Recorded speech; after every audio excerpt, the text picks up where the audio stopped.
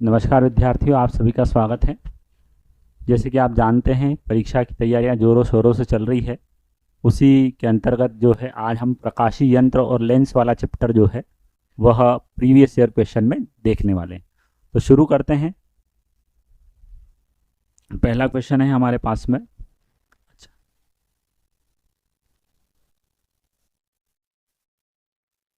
लेंसों में वर्ण विपतन का कारण क्या होता है? तो सबसे पहले हम समझते हैं लेंस क्या होता है। तो ये लेंस है। इस लेंस की अगर हम बात करें तो ये उसका मुख्य अक्ष है, प्रिंसिपल एक्सिस। यहाँ से किरणें आती है और वह 7 रंगों में बट जाती है। और 7 रंगों में इस तरह से जो बटने की घटना है, उस घटना को ही हम कहते हैं वर्ण विपतन, क्रोमेटिक एबरेशन। और उसका कारण क्या है?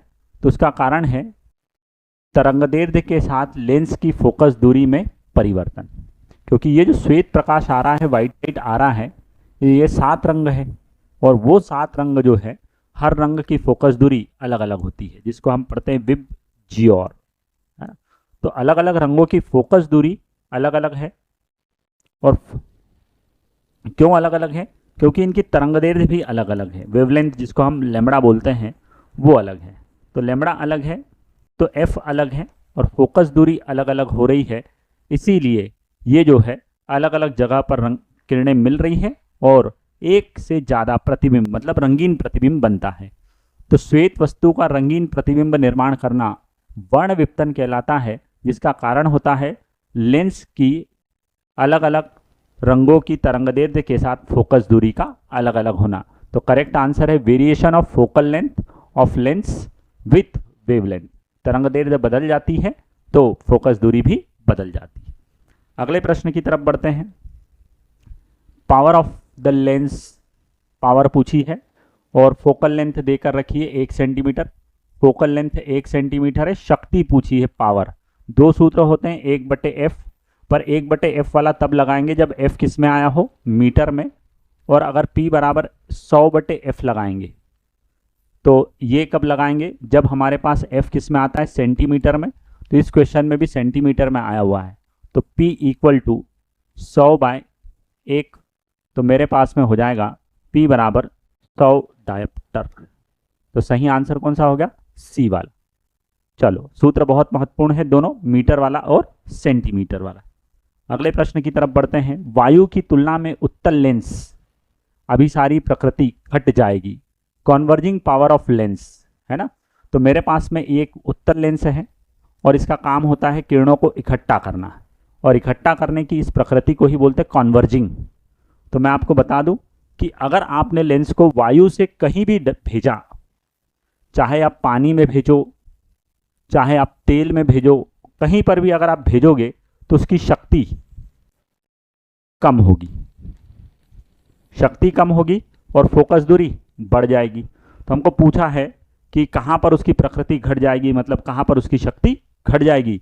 तो पानी में, बोले हाँ पानी में भी घटेगी। तेल में, बोले तेल में घटेगी। हाँ, पानी और तेल दोनों के अंदर जब उसको डालेंगे तो उसकी शक्ति घट जाएगी। ठीक है, चलो अगले प्रश्न की तरफ बढ़ते हैं। यदि एक लेंस को मुख्य अक्ष के लंबवत 2 भागों में काटा जाए एवं केवल एक ही भाग का उपयोग किया जाए तो प्रतिबिंब की तीव्रता, a lens split into 2 parts perpendicular to its principal axis। देखिए, ये आपके पास में लेंस है। इस लेंस की ये कौन है? Principal axis. और वो बोल रहा है कि इसके परपेंडिकुलर, लंबवत दिशा में, मतलब ऐसा काटना है आपको। कैसे काटना है? ऐसे। जब आप इस तरह से उसको काटोगे तो ऐसा टुकड़ा बन जाएगा। अब जब इस तरह से आप काटते हैं तो एक बात आप ध्यान रखिए कि फोकस दूरी f अगर थी तो यहां पर f/2 हो जाएगी। फोकस दूरी क्या हो जाएगी? आधी हो जाएगी। नहीं, फोकस दूरी क्या हो जाएगी? आधी नहीं, माफ कीजिएगा, फोकस दूरी जो है वो दुगनी हो जाएगी। फोकस दूरी क्या हो जाएगी? दुगनी। और अगर शक्ति की बात करें तो शक्ति जो है वो आधी हो जाएगी। फोकस दूरी दुगनी और शक्ति क्या हो जाएगी? आधी। ये बात हमको ध्यान देना है। अब अगर हम बात करें तो हमसे पूछा है तीव्रता के बारे में, प्रतिबिंब की तीव्रता। तो प्रतिबिंब की तीव्रता, पहले भी जितनी किरणें आ रही थी उतनी ही किरणें अब भी आ रही है। तो द्वारक का आकार नहीं बदला है, इसलिए प्रतिबिंब की तीव्रता भी बदलने वाली नहीं है, इसलिए सही उत्तर कौन सा होगा? अपरिवर्तित रहेगी। तो जब भी इस तरह से काटने की बात आए तो हमसे क्या क्या पूछा जा सकता है? हमसे पूछा जाएगा कि फोकस दूरी का क्या होगा, तो फोकस दूरी बढ़ेगी, शक्ति कम होगी, और प्रतिबिंब की तीव्रता, तीव्रता को आई से लिखते हैं, यह क्या रहेगी? अपरिवर्तित। कैसी रहेगी? अपरिवर्तित। ये बातें हमको ध्यान देना है। चलो अगले प्रश्न की तरफ बढ़ते हैं। Person can not see fog, कोई व्यक्ति कोहरे में नहीं देख सकता है। हम जानते हैं कि ठंड के दिनों में भयंकर कोहरा गिरता है, तो कोहरे में हमको दूर का दिखाई नहीं देता है। क्यों? क्योंकि जो कोहरे वायु के धूल के कण होते हैं, यह आने वाले प्रकाश को वहीं पर बिखेर देते हैं, आने वाले प्रकाश को वहीं पर बिखेर देते हैं। बिखेरने के इस गुण का नाम होता है प्रकीर्णन।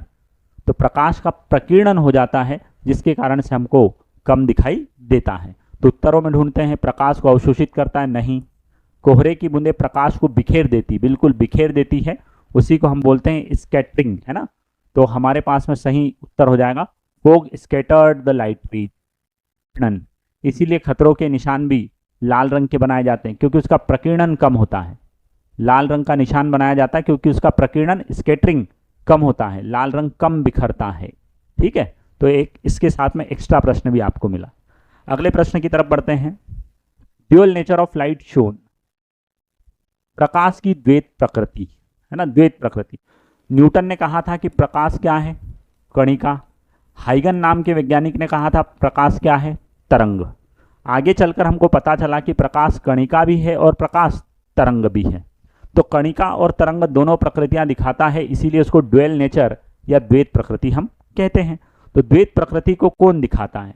तो उसमें एक है हमारे पास में विवर्तन और दूसरा है प्रकाश विद्युत प्रभाव। ये दो ऐसी घटनाएं हैं जो कण और तरंग दोनों प्रकृति को दर्शाती हैं। अगर मैं बात करूं तो ये विवर्तन जो है, यह विवर्तन तरंग से संबंधित है, और कणिका से संबंधित कौन सा है? प्रकाश विद्युत प्रभाव।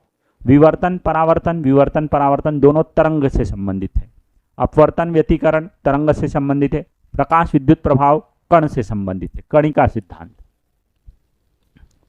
तो ये हमारे लिए कि कण भी है और तरंग भी है, तो वो हमको ए ऑप्शन में दिखाता है, जिसको हम बोलते हैं डिफ्रैक्शन और फोटो इलेक्ट्रिक इफेक्ट। इसीलिए हमारा करेक्ट सही आंसर कौन सा हो गया? ए बार। अगले प्रश्न पर बढ़ते हैं। संयुक्त सूक्ष्मदर्शी में देखिए, संयुक्त सूक्ष्मदर्शी में compound microscope, the intermediate image, मध्यवर्ती प्रतिबिंब कैसा होता है? देखिए मैं आपको बता देता हूं। सबसे पहले तो हमको ध्यान देना है कि एक लेंस होता है, एक और लेंस होता है। कितने लेंस होते हैं? दो। ये है वस्तु के पास में अभिदृश्यक लेंस, ये नेत्रिका के पास में नेत्रिका लेंस, नेत्र के पास होता है। ठीक है, आंख के पास ऐसा लगाते हैं ऐसा, तो ये आंख के पास वाला। देखो ये बड़ा है, इसकी फोकस दूरी भी क्या रहेगी? ज़्यादा रहेगी। अब यहाँ पर कहीं वस्तु रखी है, इस वस्तु का यहाँ पर क्या बनेगा? इस तरह से प्रतिबिंब बनेगा। तो ये जो प्रतिबिंब बनाया है, ये मध्यवर्ती प्रतिबिंब है, और इसका प्रतिबिंब ये वाला लेंस बनाएगा, उसका प्रतिबिंब इस तरह से बनता है। ये किरणें पीछे आकर मिलती है, ये यहाँ पर। तो ये है मध्यवर्ती प्रतिबिंब। तो मध्यवर्ती प्रतिबिंब के बारे में आपसे पूछा है, तो पहली बात, मध्यवर्ती प्रतिबिंब में किरणें वास्तव में मिल रही है, तो प्रतिबिंब कैसा हो गया? वास्तविक। वास्तविक होने के साथ साथ कैसा है? उल्टा। और आवर्धित मतलब बड़ा है। तो ये तीन बातें हमको ढूंढना है ना। रियल ढूंढना है, इन्वर्ट ढूंढना है और मैग्नीफाइड। तो रियल, इन्वर्ट और मैग्नीफाइड, वास्तविक, उल्टा और आवर्धित, मुझे सी वाले ऑप्शन में लिखा हुआ मिलता है, इसीलिए करेक्ट उत्तर कौन सा है? सी वाला। चलो, संयुक्त सूक्ष्मदर्शी में आप देख लीजिए, दो लेंस लगे हैं, आपको स्पष्ट दिख रहे हैं। इसको बोलते हैं ऑब्जेक्टिव, नहीं इसको कहते हैं ऑब्जेक्टिव, क्योंकि ऑब्जेक्टिव मतलब अभिदृश्यक, जो वस्तु के पास होता है ना, ये वस्तु है। और ये दूसरा वाला जो है, इसको बोलते हैं नेत्रिका लेंस, जो नेत्र के पास में होता है, इसको क्या बोलते हैं? नेत्रिका लेंस। चलो आगे बढ़ाते हैं। एक दूरदर्शी की आवर्धन क्षमता m है। यदि नेत्रिका की फोकस दूरी को दुगनी कर दी जाए तो आवर्धन क्षमता होगी। Magnifying power of telescope is m, the focal length of eyepiece is double.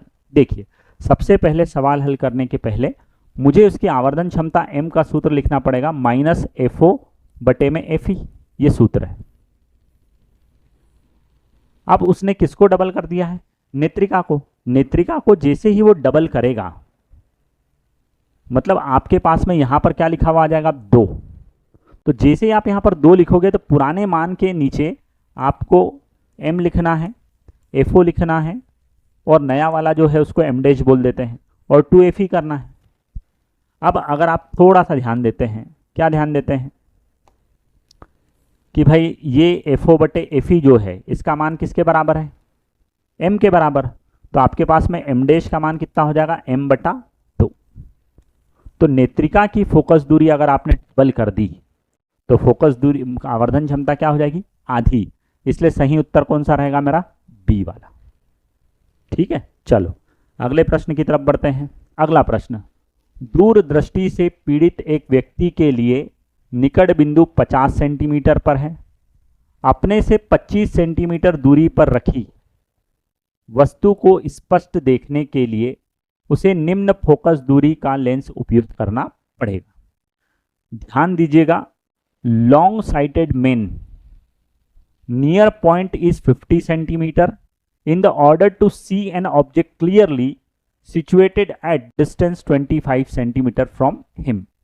He should use a lens of focal length. समझते हैं, दूरदृष्टि दोष। दूरदृष्टि दोष मतलब वह दोष है जिसमें दूर का दिखता है पर पास का दिखता नहीं है। ठीक। दूसरी बात, एक व्यक्ति के लिए निकट बिंदु कहां पर है? 25 पर। ये यहां पर निकट बिंदु कहां पर है? 50 पर। तो ये तो पीड़ित का है रे भाई, पीड़ित का निकट बिंदु, इसको हम छोटे d से लिखते हैं। इसका मान 25 सेंटीमीटर है। कितने सेंटीमीटर है? 25। दूसरी हम बात करते हैं कि अपने से 25 सेंटीमीटर मतलब यहां पर वस्तु रखी पर रखी वस्तु को स्पष्ट देखना चाहता है। तो यहां पर क्या रखी है? ये वस्तु रखी है। तो वस्तु कितनी दूर है? 25 सेंटीमीटर पर, और उसको दिख नहीं रही है।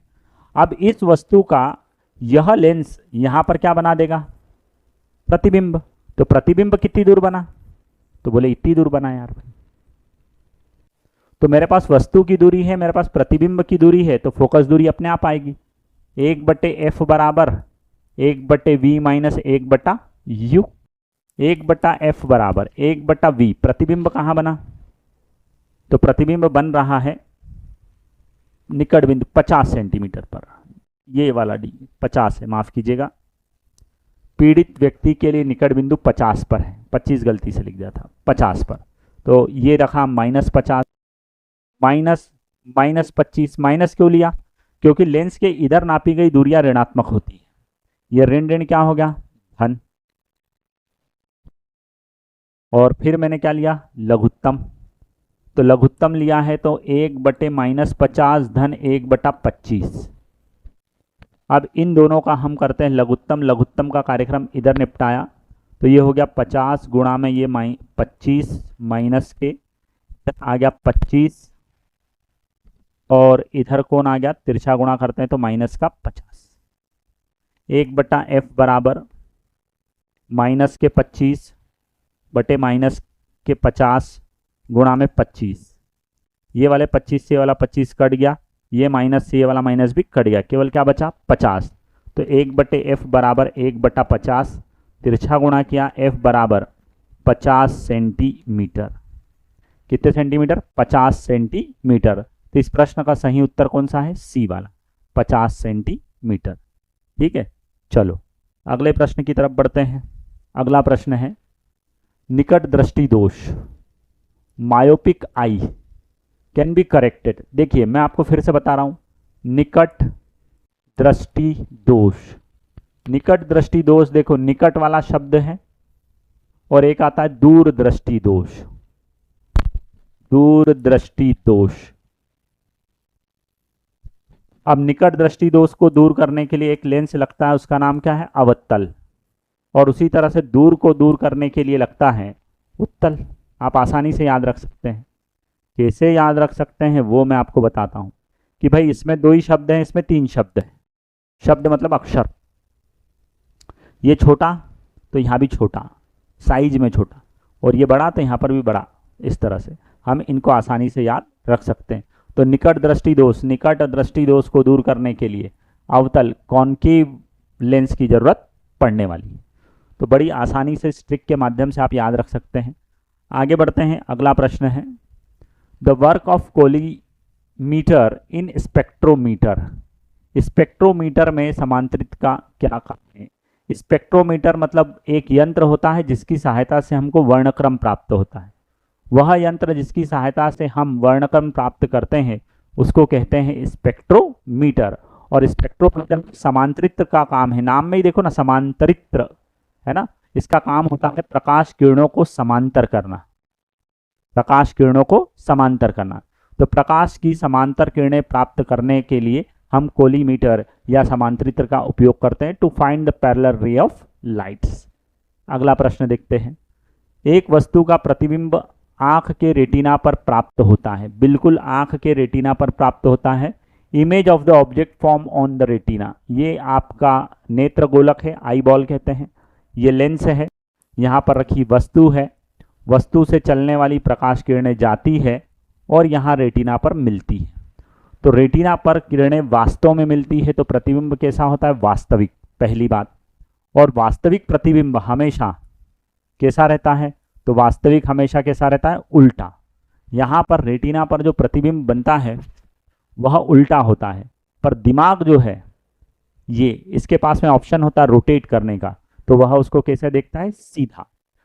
तो ये आपको इस प्रश्न का उत्तर लगाना पड़ेगा। रियल एंड इनवर्ट या अपोजिट दिखती है। ठीक है, चलो अगले प्रश्न की तरफ बढ़ते हैं फटाफट। एक सूक्ष्मदर्शी की लंबाई बढ़ाई। Increasing the length of microscope. देखो आपने देखा होगा ऐसा माइक्रोस्कोप होता है।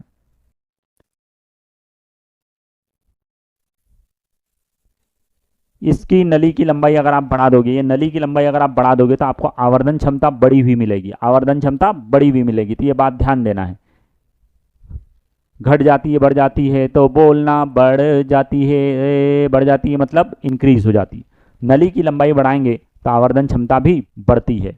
यहाँ पर आंख लगाते हैं तो ये नेत्रिका लेंस है, और नेत्रिका लेंस थोड़ा बड़ा ही होता है। ये फोटो बना भी देते हैं। ठीक है, चलो अगले प्रश्न की तरफ बढ़ते हैं। When an object is placed between principal focus and optical center of a convex lens। Convex lens है मतलब ये है उत्तल लेंस, और उत्तल लेंस का ये है प्रकाशीय केंद्र और ये है फोकस, और इन दोनों के बीच में क्या रखी? वस्तु। When an object is placed between principal focus and optical center, ये रख दिया। ये O है और ये F है। प्रकाश केंद्र और फोकस के बीच में वस्तु रखते हैं तो ये प्रकाश किरणें कभी भी मिलने वाली नहीं हैं।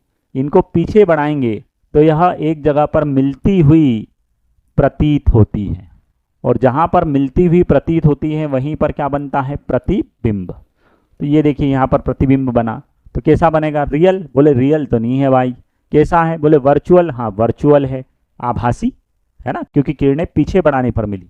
इरेक्ट, सीधा, बिल्कुल सही बात है कि आभासी जो होते हैं वो हमेशा कैसे होते हैं? सीधे। और बड़ा भी होता है, बड़ा मतलब एनलार्ज, आवर्धित होता है, जो कि आपको फोटो में दिख रहा है। इसी गुण के कारण सूक्ष्मदर्शी, सरल सूक्ष्मदर्शी के अंदर भी वह वस्तु रहती है वह प्रकाश केंद्र और फोकस के बीच में ही रखी जाती है। तो इस प्रश्न का सही उत्तर मेरा कौन सा हो गया? बी वाला, virtual erect and enlarge image. चलो अगले प्रश्न की तरफ बढ़ते हैं।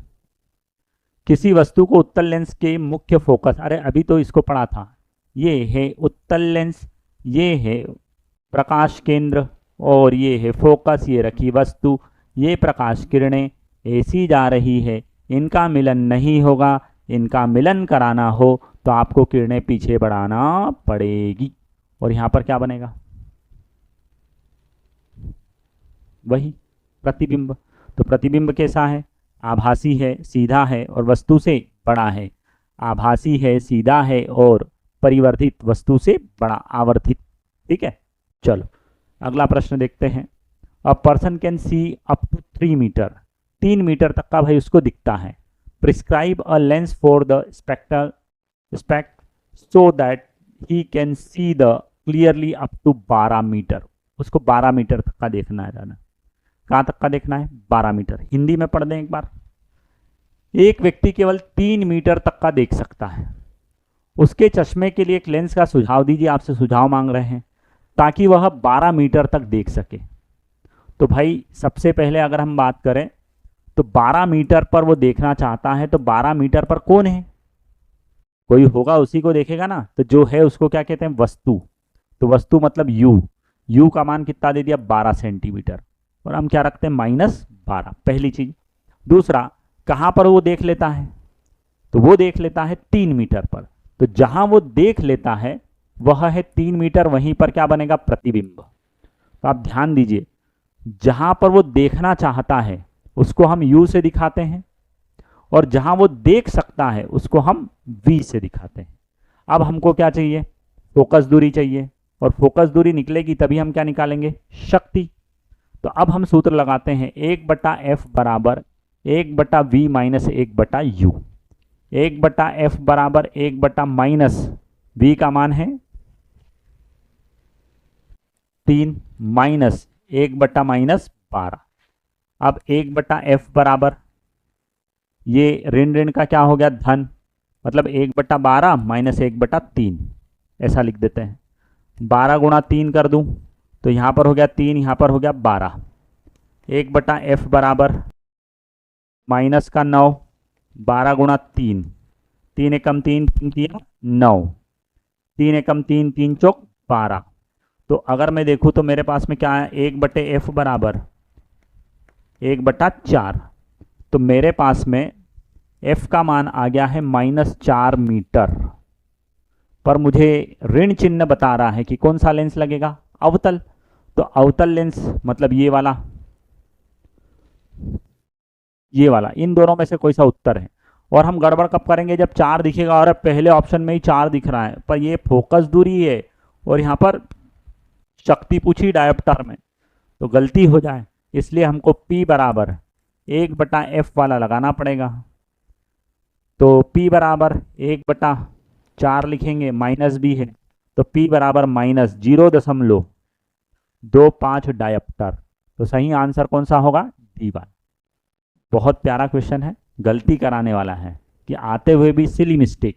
चलो आगे बढ़ाते हैं। सुझाव दे दिया आदमी को हमने। क्या सुझाव दिया कि भाई पाओ 0.25 को पाओ बोलते, पाओ शक्ति वाला लेंस लगा ले, तेरा काम बन जाएगा। A compound microscope consist 2 lenses. संयुक्त सूक्ष्मदर्शी में 2 लेंस होते हैं। The lens towards the object, जो ऑब्जेक्ट के पास होता है उसको कहते हैं objective lens, objective lens and it's. उसके बारे में कुछ पूछा हुआ है आपसे। अभी मैंने एक चित्र बनाया था, उसमें भी आपको बताया था, हिंदी में भी पढ़ लेते हैं। संयुक्त सूक्ष्मदर्शी में 2 लेंस होते हैं। लेंस अभिदर्शक लेंस कहा जाता है, जो वस्तु के पास होता है। और उसके बारे में क्या कहा है ये तो आपको याद हो, तो ये था अभिदर्शक लेंस, यहाँ पर था नेत्रिका लेंस। बड़ा कौन सा है? अभिदर्शक लेंस। तो बड़ी फोकस लंबाई नहीं भाई, छोटी फोकस लंबाई, छोटी फोकस लंबाई इसमें मिला, इसमें भी मिला। और बड़े द्वारक नहीं भाई, बड़ा द्वारक नहीं है, द्वारक भी कैसा है? छोटा। तो छोटा द्वारक, छोटी फोकस दूरी वाला एक उत्तल लेंस होता है, जो कि अभिदर्शक लेंस है। और दिए गए प्रश्न में हमसे अभिदर्शक लेंस के बारे में पूछा है, तो हम कहेंगे कि संयुक्त सूक्ष्मदर्शी में अभिदर्शक लेंस छोटी फोकस दूरी और छोटे द्वारक वाला होता है। ठीक है, चलो आगे बढ़ते हैं। वही प्रश्न है आपके बारे, नहीं वही नहीं, अलग प्रश्न है। सिलेक्ट द करेक्ट स्टेटमेंट, सही बात चुनना है। Resolving power of telescope does not depends on wavelength of the light used, ये बोला है। देखो मैं आपको बताता हूं, रिजॉल्विंग पावर अगर हम देखें तो हमारे पास में होता है A/1.22 लैम्बडा। ये किसकी है? दूरदर्शी की। और अगर सूक्ष्मदर्शी की हो तो वह होती है 2 sin थीटा अपॉन में लैम्बडा। तो आप देख लीजिए सूत्र में आपको दिखाई भी दे रहा है। क्या दिखाई दे रहा है कि भाई रिजॉल्विंग पावर मतलब विभेदन क्षमता, वेवलेंथ मतलब तरंग दैर्ध्य पर निर्भर नहीं करती है। भाई करती है यार, तो ये बात तो क्या हो गई, गलत। The focal length of objective is greater than the focal length of eyepiece lens in compound microscope. पहले वाले में ही, अभी पिछले सवाल में ही बताया, कंपाउंड माइक्रोस्कोप में जो है ऑब्जेक्टिव इज ग्रेटर, नहीं भाई वो तो छोटा था, छोटा कैसा था, छोटा। तो ये बात भी हमारे पास में सही नहीं है। The focal length of objective lens is less than focal length of eye lens in compound microscope. बिल्कुल, ऑब्जेक्टिव लेंस की फोकस दूरी क्या होती, कम होती है। किसमें, सी वाले में। तो करेक्ट स्टेटमेंट कौन सा हो गया, सी वाला। Resolving power of the microscope does not depends on refractive index. भाई रिजॉल्विंग पावर देखो रिफ्रैक्टिव इंडेक्स म्यू पर डिपेंड करती है, तो ये वाली बात भी डज नॉट डिपेंड्स ऑन, उसने लिख दिया डज नॉट, जबकि वो डिपेंड करती है। तो सही आंसर मेरा कौन सा हो गया, सी वाला। इसी का हिंदी वर्जन देखते हैं फटाफट। बोला है सही कथन ढूंढो। दूरदर्शी की विभेदन क्षमता, अरे दूरदर्शी की विभेदन क्षमता A/1.22 लेमड़ा होती है, और अगर हम बात करें सूक्ष्मदर्शी की तो उसके लिए ये होती है।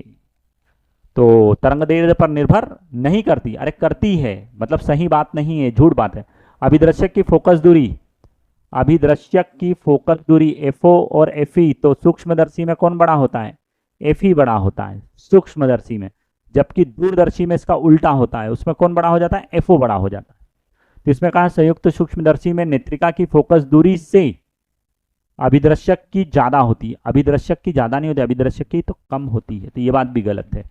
सी वाले में कहा अभिदृश्यक की फोकस दूरी नेत्रिका की फोकस दूरी से कम, बिल्कुल सही बात है, अभिदृश्यक की कम होती है। सूक्ष्मदर्शी की विभेदन क्षमता अपवर्तनांक पर निर्भर करती है, म्यू अपवर्तनांक ही तो है, पर ये बोल रहा है नहीं करती। तो सही कथन कौन सा हो गया, सी वाला।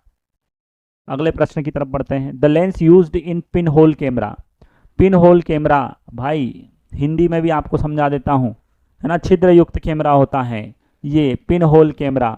पुराने टाइम में आपने देखा होगा कि एक आदमी फोटो खींचता था तो एक ट्राइपॉड लगा रहता था, उसके पीछे काला डब्बा रहता था, ऐसा जाके अंदर घुस जाता था और अंदर घुसकर फिर फोटो खींचता था। उसके अंदर कोई भी लेंस नहीं लगा होता था। पिन होल कैमरे में कोई भी लेंस नहीं लगता है, पिन होल कैमरे में किसी भी लेंस का उपयोग नहीं किया जाता है, इसलिए सही उत्तर कौन सा है, डी वाला। ठीक है, चलो अगला प्रश्न देखते हैं। What is the approximate realistic maximum magnification produced by simple microscope. भाई आपके पास में एक साधारण सूक्ष्मदर्शी है, आप जानते हैं साधारण सूक्ष्मदर्शी में केवल और केवल एक ही लेंस लगता है, और इससे आप कितनी आवर्धन क्षमता अधिकतम प्राप्त कर सकते हो, तो इससे हम अधिकतम आवर्धन क्षमता प्राप्त कर सकते हैं 10। कितनी, 10। ये आपको ध्यान रखना है, याद रखना है। ठीक है, चलो आगे बढ़ाते हैं। सामने की पंक्ति में बैठा एक छात्र ब्लैकबोर्ड पर लिखा है वो पढ़ नहीं पा रहा है। The student sitting on front row not able to read, what is the written on board. Board पर लिखा उसको दिख नहीं रहा है, बोर्ड पर लिखा है उसको दिख नहीं रहा। अब देखिए विद्यार्थी सोचने में क्या सोचता है, टी टी, ये विद्यार्थी, ये कौन, बोर्ड, ये यहां का दिख नहीं रहा है उसको। तो लोगों को ऐसा लगता है कि यार उसको दिख नहीं रहा है। यहां पर उसकी किताब है पास में, ये उसको दिख रही है, ये आइटम दूर है, कहाँ है, दूर, और उसको दूर का नहीं दिख रहा है। और जब दूर का नहीं दिखता है तो उसको कहते हैं निकट दृष्टि दोष या मायोपिया, निकट दृष्टि दोष या मायोपिया। अब कई बार बच्चा ऐसा सोचता है कि यार उसको बोर्ड नहीं दिख रहा है, बोर्ड तो पास में होता है। नहीं भाई, पास मतलब 25 सेंटीमीटर है, स्पष्ट दृष्टि की दूरी जो है 25 सेंटीमीटर। 25 सेंटीमीटर का अगर उसको नहीं दिखता है तो हम बोलते हैं दूर दृष्टि दोष। कौन सा, दूर दृष्टि दोष। बोर्ड तो ऑलरेडी दूर होता है, कंसेप्ट क्लियर होना चाहिए। ठीक है, तो इस प्रश्न का सही उत्तर कौन सा है? निकट दृष्टि दोष। निम्नलिखित में से कौन सा लेंस अपसारी है? डाइवर्जिंग लेंस हमसे पूछा है, अपसारी। देखो दो लेंस होते हैं, अभिसारी। अभिसारी प्रकृति की अगर हम बात करें कॉन्वर्जिंग, तो कॉन्वर्जिंग मतलब हमारे पास में कौन है? उत्तल। उत्तल मतलब कोनों पर सकरा और बीच में मोटा।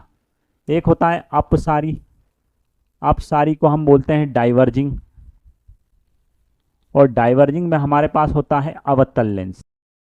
अवतल मतलब बीच में पतला और कोने पर मोटा। अब आप देखिए पहला वाला ये लेंस, ये दूसरा, ये देखो दूसरा वाला बीच में मोटा है, बीच में कैसा हो गया है? मोटा। बीच में कैसा हो गया है? मोटा। और राइट साइड कैसा है? पतला। तो ये तो क्या हो गया? अभिसारी। ये तो कोई भी सारी नहीं है। ये देखो ये बीच में मोटा है, कोनों पर पतला है, तो ये भी अभिसारी है, ये भी अभिसारी। अभिसारी अभिसारी कुछ नहीं सारी, अभिसारी। तो बचा कौन? एक ही, वो कैसा है? अपसारी। ठीक है, तो आप ध्यान दीजिएगा अपसारी लेंस पहले नंबर का है, मतलब ऑप्शन सी जो है वो करेक्ट है। तो इस तरह से हम दो चैप्टरों में महत्वपूर्ण प्रश्नों को देख चुके हैं। अगर हम बात करें तो इसके पहले वाला जो चैप्टर था वह था प्रकाश, किरण प्रकाशीय नाम से, और ये लेंस और हमने रखा था प्रकाशीय यंत्र नाम से। दोनों चैप्टरों के अगर कुल मिलाकर देखें तो लगभग आपको 70 से ज़्यादा प्रश्न देखने के लिए मिले हैं। और ये अगर हम पिछले 10 सालों की बात करें तो औसतन 7 प्रश्न आपको जरूर देखने के लिए मिलते हैं। तो बहुत बहुत महत्वपूर्ण चैप्टर है, आपको जरूर रिवाइज करना चाहिए, और प्रीवियस ईयर क्वेश्चन देखने से आपको जरूर एग्जाम में फ़ायदा मिलने वाला है। तो आज हम यहीं पर अपना चैप्टर समाप्त करते हैं। नए चैप्टर के साथ अगली कक्षा में मिलते हैं। तब तक के लिए आप सभी को बहुत बहुत धन्यवाद।